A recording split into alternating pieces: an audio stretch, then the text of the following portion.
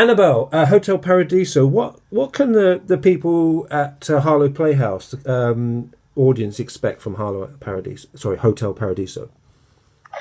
Well, lots of circus skills. We're a circus theatre company. So there's going to be acrobatics and swinging, aerial and juggling and lots of comedy as well. So we're working with sort of clown and slapstick and acrobatics, things like that. And what is... So you said narrative driven. What does that mean? It is narrative driven. So that means that there is a story, there are characters, and there are relationships between the characters. So the story is based around this sort of eccentric rundown hotel, and the sort of staff and the inhabitants of the hotel who are threatened by these two bankers who arrive and try to repossess the hotel because it's gone bankrupt. So it's kind of the story of them trying to keep the hotel open against all odds. Ah. And are you in rehearsal mode just now? Where are you at?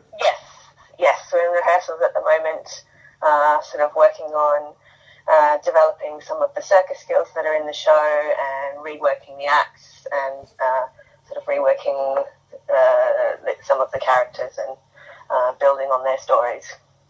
Would you say this is typical of your work? What can you describe some of the other work you've done? Okay, so we came to Harlow in 2016 with a show called The Hogwallops, which has toured quite extensively. It was created in 2014 and it's still going out.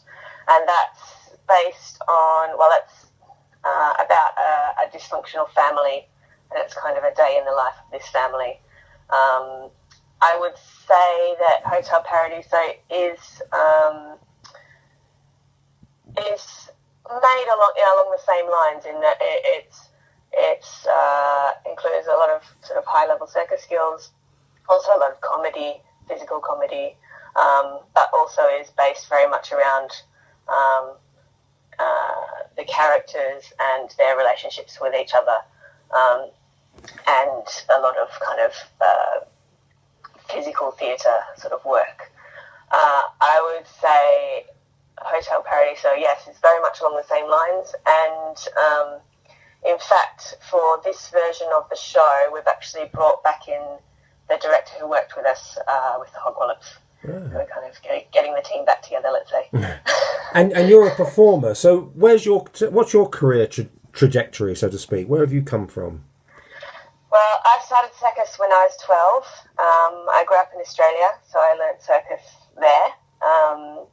And yes, I've been doing it for quite a long time. And I was in a youth circus, which is kind of one of the oldest youth circuses in the world and quite well known. So we used to train every day and go on tour, make shows and go on tour sort of all over Australia and also internationally. And then I went to, there's a degree in circus in Melbourne. So I actually took some time off from circus and then went back and did that. And then sort of got into circus on a more professional level, and then came over to Europe and started working with various different people and companies, and then met my partner Matthew, and we opened our own company. Kind of went from there. I'm fascinated by a degree in circus, and I'm sure there's a terrible pun that I'm going to write saying, did you walk a tightrope between classes or something terrible like that? That sounded fascinating, though. Degree in circus. Yeah. So it's kind of, in the last sort of 10 years, it's kind of grown into being quite a common way into circus. I think one of the earliest ones was in Montreal. So Montreal's quite a kind of centre for circus worldwide, mainly because of Cirque du Soleil. So Cirque du Soleil kind of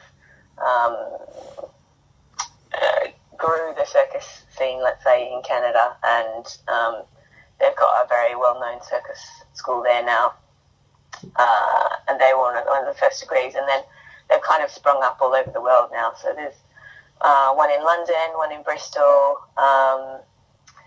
several And, you know, France is quite a strong country for circus, so there's lots of them in France. There's a good one in Sweden, Belgium, all over the place.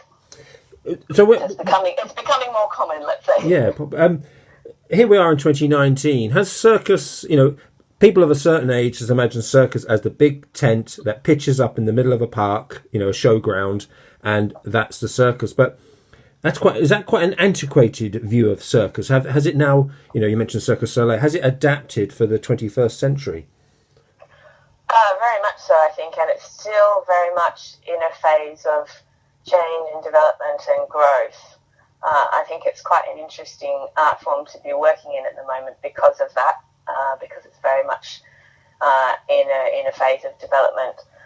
In the kind of circus community, we kind of talk about traditional circus and contemporary circus as kind of two very distinct things. I mean, there is a lot of crossover still in some approaches, but traditional circus being the kind of what people would think of as circus, in terms of the big top with, clowns and animals and all of that kind of stuff.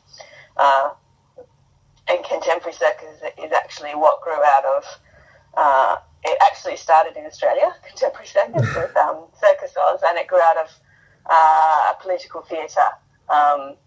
And it now encompasses all sorts of different things, and it basically is circus without animals, bringing in elements of different art forms. So a lot of circus is working sort of in crossovers with dance, where we're working mainly in crossovers with theatre.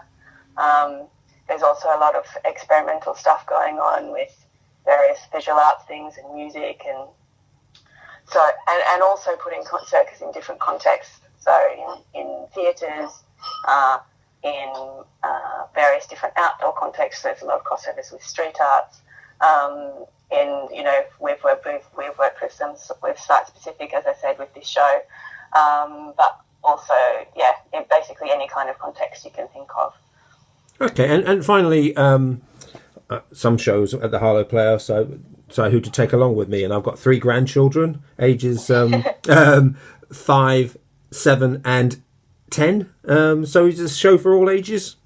Yes, it is for all ages. That would be a perfect group of people to take along with you.